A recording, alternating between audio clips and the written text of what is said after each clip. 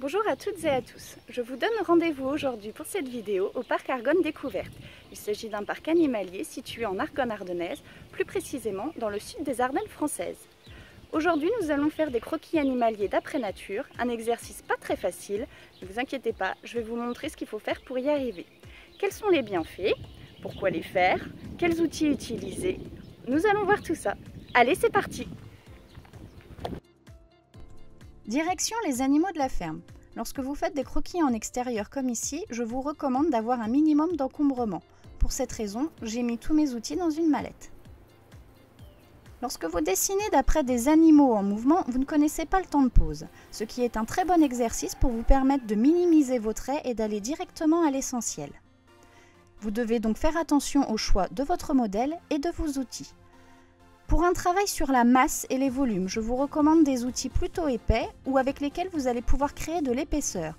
Vous pouvez utiliser des pinceaux déjà imbibés d'encre ou de peinture, des craies sèches, des craies grasses, autres.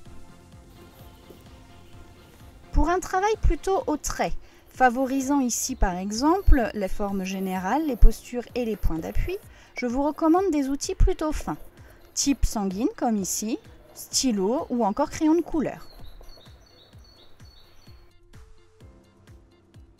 Je vous déconseille de créer de la masse en hachurant avec un stylo, vous risqueriez de perdre du temps. Après, tout dépend du temps de pose de l'animal que vous dessinez. Direction l'enclos des loups, emblème du parc Argonne Découverte. Je n'ai pas pu réaliser mon croquis d'après nature, je me suis donc aidée d'une photo comme référence. Je vous présente Star, l'un des loups de la meute. Pour vos croquis, de manière générale, je vous recommande de faire votre base avec des formes géométriques. Pensez également à l'ossature et plus vous avancez dans votre croquis, plus vous allez vers le détail. J'utilise ici une sanguine foncée. Utilisez d'abord la sanguine foncée, puis la plus claire. L'inverse ne fonctionne pas.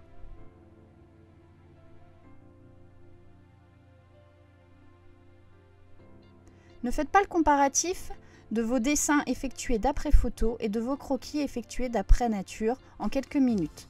Le résultat est forcément très différent et l'objectif n'est pas le même non plus. Un petit tour chez les perroquets, d'autres animaux sont également à découvrir au parc Argonne Découverte. Je vous remercie d'avoir suivi cette vidéo et vous dis à bientôt!